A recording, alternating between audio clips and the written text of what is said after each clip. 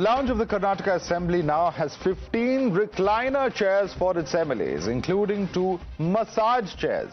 These chairs were brought in for the MLAs and MLCs to take quick naps after lunch. Remember, the Karnataka Assembly Speaker UT Khader had earlier proposed renting 15 recliners in a bid to ensure higher participation in the budget session. What is wrong when you got recliner in the airport, when you recline all the launchers in library, getting for rent and giving few of them if you want to rest here instead of going back to LH and coming back? What is wrong in that? When you give anything to any other people, you're not, no one is bothered. But you give something to MLAs, why you people, some few of them give so upset. What recliner for rent? How much will take place? So not only recliner, I am putting a massage chair also. Thank you.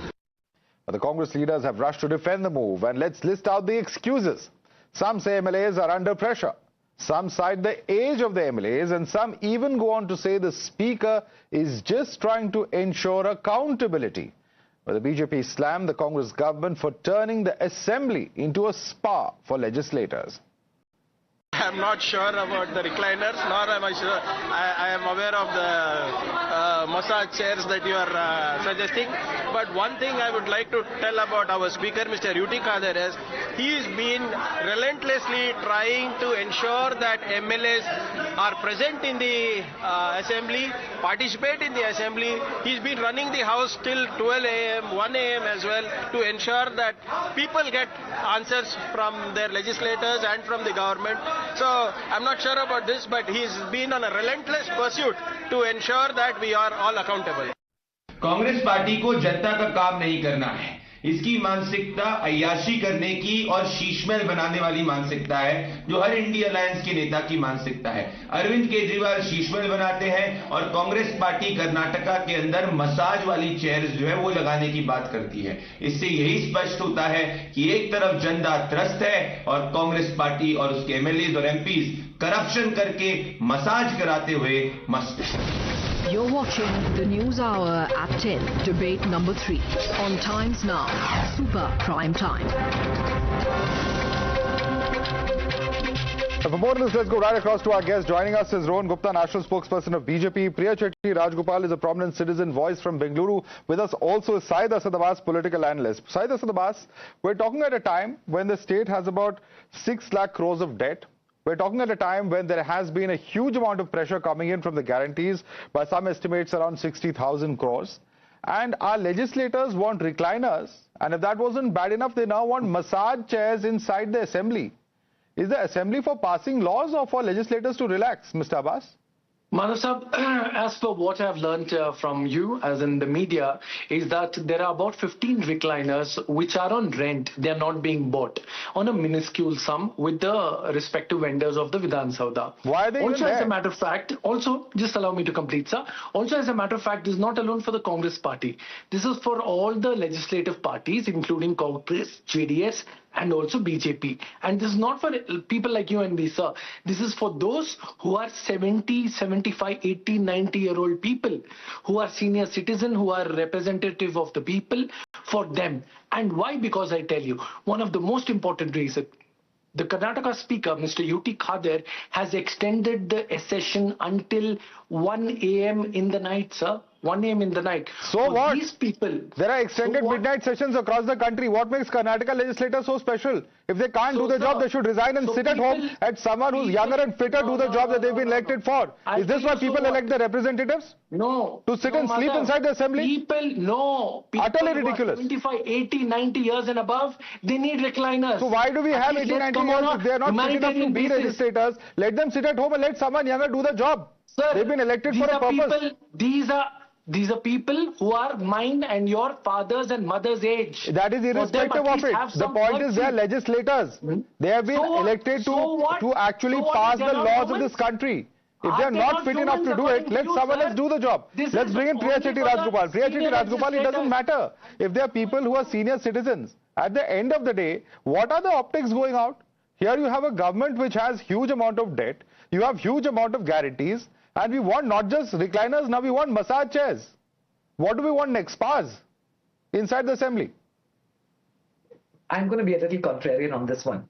From a citizen's point of view, obviously, this is a bit of a laugh, right? We all have a bit of a giggle about this, thinking of our very, very overworked MLAs relaxing on massage chairs. I mean, I would love one as well. But there are a couple of points which Abbas had brought up, which actually make a little bit of sense. And shouldn't make sense. We should not have to incentivize our MLAs to stay long hours, or incentivize our MLAs to be more comfortable so that they reluctantly agree to attend the session. So those should not be there. But if there are small things that can be made to help make sure at least our system of the legislature runs well, so be it. But the optics, as you rightly said, are definitely funny. I mean, one imagines our ministers sort of going around in these plush cars and with drivers and attenders and every comfort that one can imagine, and then suddenly here's this image of somebody sort of reclining on a massage chair. It does get a laugh. But I have to also appreciate perhaps the speaker making sure that he does all he can to get his rather unruly flock together and make sure that they run the business of government. The fact that you've mentioned, which is the incredible amount of debt we have, our numbers are crazy, and some of the some of the spends that the government have had, we can't even sort of follow through. If you look at the Gruha Lakshmi scheme, I think, and in so many other things. So on a serious note, obviously this is a very major concern on how we're going to manage the finances of the state. And this one is an equivalent, I would say, of Marie Antoinette saying, let them eat cake. And that's how it's perceived, I think, by the citizens. Well, we all know how that one ended. I mean, public anger in this particular case is also quite pretty much there. And it's not a laughing matter. I mean, it may appear funny, but the fact is that it's a rude insult to the people of this city, the hardworking citizens of Karnataka, whose taxpayer money is actually being wasted on such kind of luxuries by the very people who have been elected to do their work. And let me bring in Rohan Gupta. Rohan Gupta, it's not just for us, it's for BJP and JDS also. This is what Mr. Abbas is saying. Would you like to respond? Are your party's legislators now going to take advantage of these luxuries that have been put inside the assembly? Not just recliners, but now massage chairs also.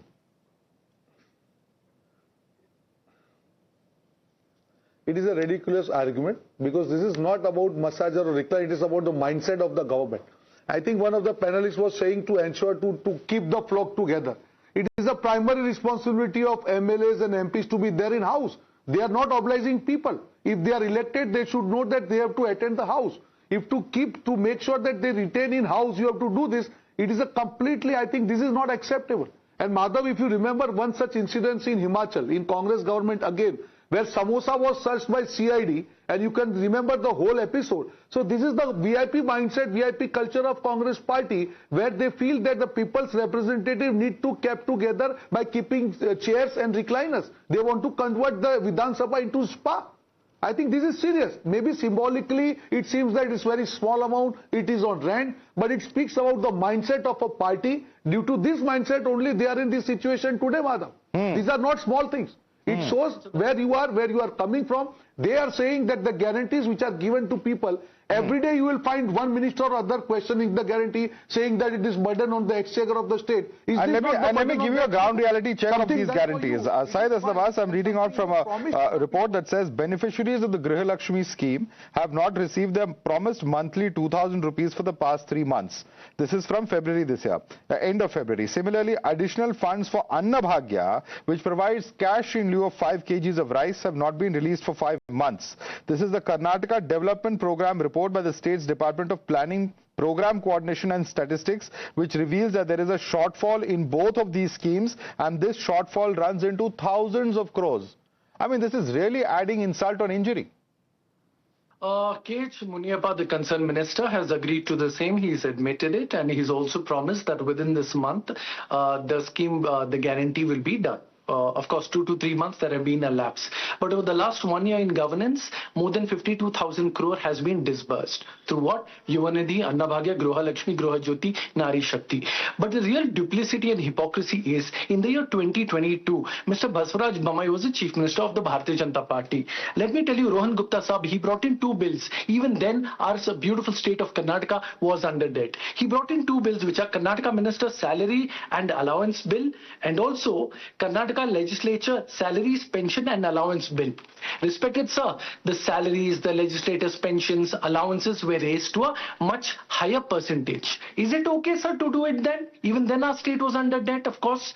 So आप करें तो प्यार, हम करें तो मार, ये कैसा अत्याचार? आपके MLA हैं तो ठीक है, हम करें तो गलत है. Two wrongs don't make a right, but Rohan Gupta, quick response. There's been excess, there's been splurge on part of BJP also is Abbas's argument. Respond. See, absolutely not, Madhav. It is not. I have never said that it is done for BJP, it is good. No, it is for all MLAs and it is wrong.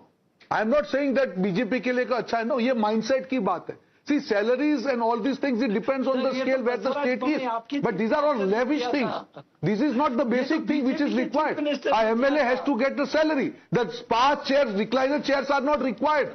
You are not servicing people, you are not obliging people that due to which you have to take a nap on recliners after the session. This is not done. This is not accepted. You have to keep people together. For that you have to give this kind of incentive. It's a serious insult to the mandate of people who have elected these MLAs to remain in the assembly. We're almost out of time. Priya Chetty Rajgopal, closing remarks. Your advice to the politicians of Karnataka. You know, one thing is to keep the flock together, etc. Those are all arguments. I mean, these are people who have luxurious bungalows as a legislator hostel right next to the Vidhan Sauda. They can go and rest all they want. They're just minutes away from there if they really have to rest. The point being made here is that when you have such basic schemes such as Annabhagya, Griha Lakshmi, where the poorest of the poor have not received their aid, what business do these leaders have splurging on such luxuries? True that. You know, while I brought up, a lighter matter, which is whatever needs to be done to get the government going, and the numbers are really small, but the seriousness of this is really going back to the meat cake. It's a very, I think, a non-strategic move for someone to present this as, to the public, because it is so obvious that everybody will jump down on it and say, what is this for? We already have a very, most people feel ministers are not doing enough. So this seems like a little bit of a slap in the face. So while I made light of it, I think symbolically, these kind of things, A, should not be done, and B, if they are, should certainly be managed better. My question is not that you need to have, there's samosas, chai, there's a breakfast, lunch, dinner that's being served. I mean, now the Vidhan Sauda is open to the public. Let the public see what the system of government is. Absolutely. And there are necessities. There are basic necessities that are required. Yeah. Nobody is arguing against refreshments being served or, some kind of official and secretarial and clerical assistance being given. But this is very clearly a luxury. And Mr. Speaker, Mr. U.T. Khadar, if you're watching this broadcast, the entire nation is watching what exactly you're doing inside the Karnataka Vidhan Sauda. And you're certainly setting a very, very wrong precedent. Let not what happened, in the case of Mary Antoinette and those famous words, let them eat cake, let that certainly not happen, because the public anger in this particular case is quite evident. Let's certainly not have that kind of a situation repeating itself again. Rohan Gupta, Priya Chetty Rajgopal, Syed Asad Abbas, thanks so much for joining us this evening.